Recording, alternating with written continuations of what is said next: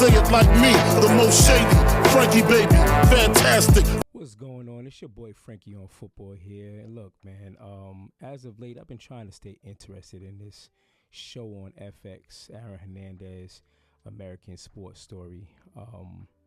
And I gotta tell you, man, I'm finding it hard for it to keep my interest because the narrative that they're trying to spin with this guy's life.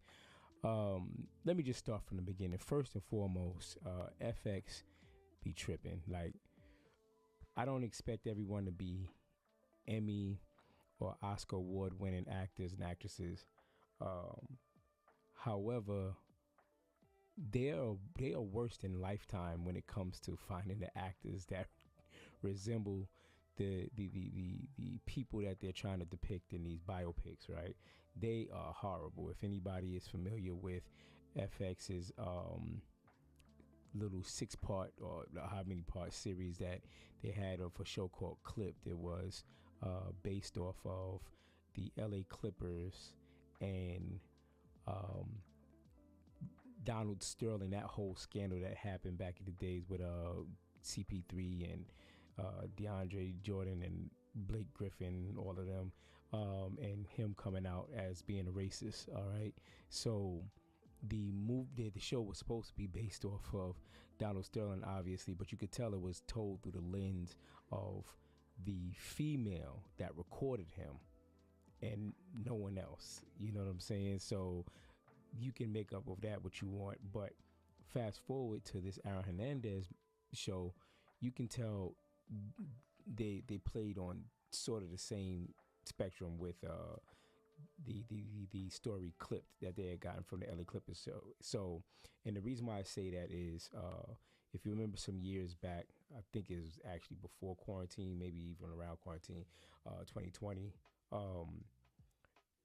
Netflix had a series, a little short series about Aaron Hernandez and the trauma, his upbringing and stuff like that.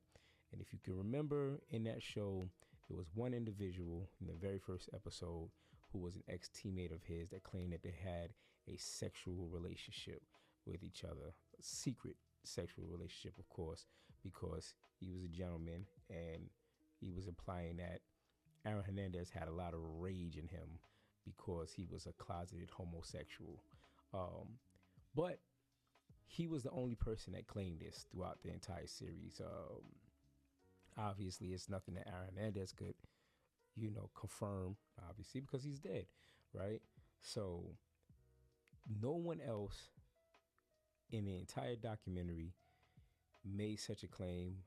People even said that was bogus, all right? Fast forward back to the series on FX. It seems as though that's all they're talking about. We're about 4 or 5 episodes in, and this man has had sex with 3 different dudes each episode. Damn near. It's like above and beyond, right? The only reason why I was partly interested in it because I'm interested in CTE. I really want to know what that looks like. Now that they're pushing the narrative of the safety of the player, and they got the little micro helmets and everything like that, and they're adjusting the rules on things like kickoffs and defenseless receivers and stuff like that. I've really been intrigued over the years in CTE, and I thought that they were going to cover more of that with this Aaron Hernandez story, but it has been almost none of the sort thus far.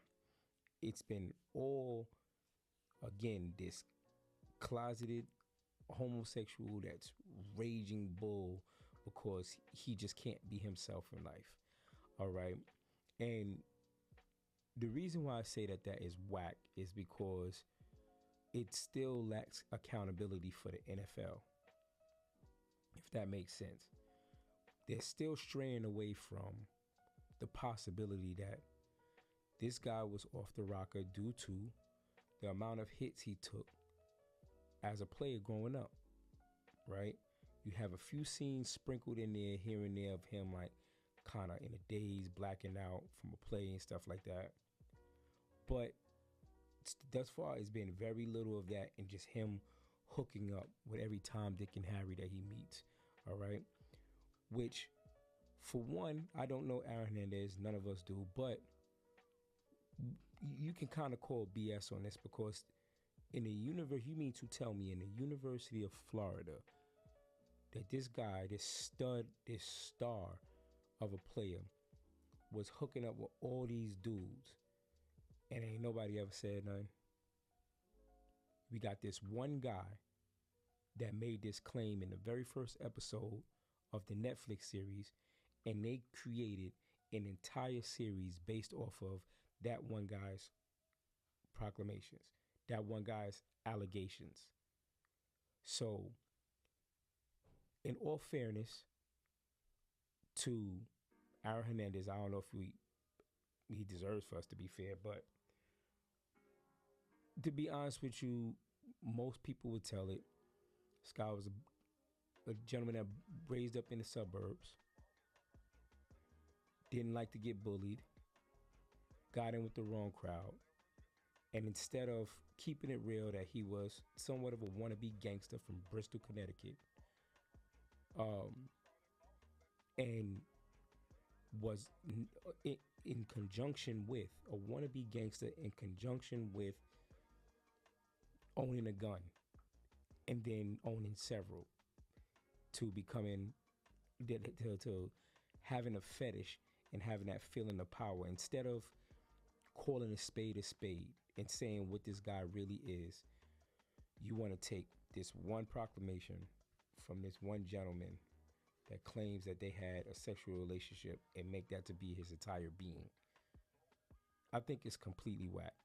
Because again, it lacks accountability. We're not talking, so now we're just going to stray away from the CTE part.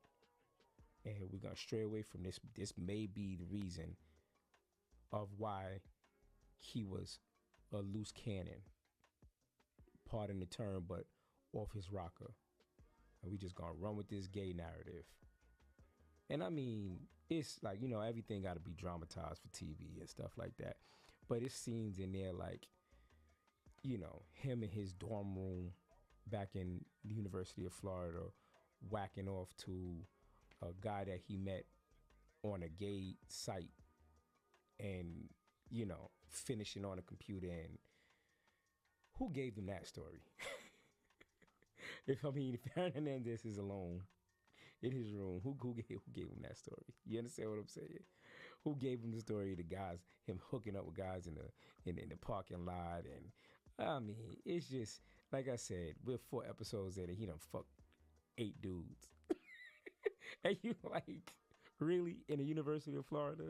You know what I'm saying? As popular as he was, we haven't heard about this sooner. Come on, give me a break. But yeah, FX be bugging, man. They doing too much to dramatize and sell a show, and they're selling themselves short by not keeping it real. You know what I'm saying? But I wish I could say that this is a must see, but it really isn't.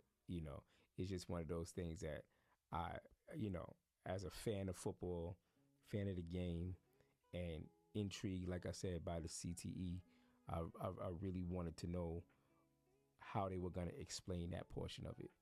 And I'm about to put a plug on it because, it's just not what I'm into. So, take that for what you want it. But anyway, man, I'll holler at you, man. Peace.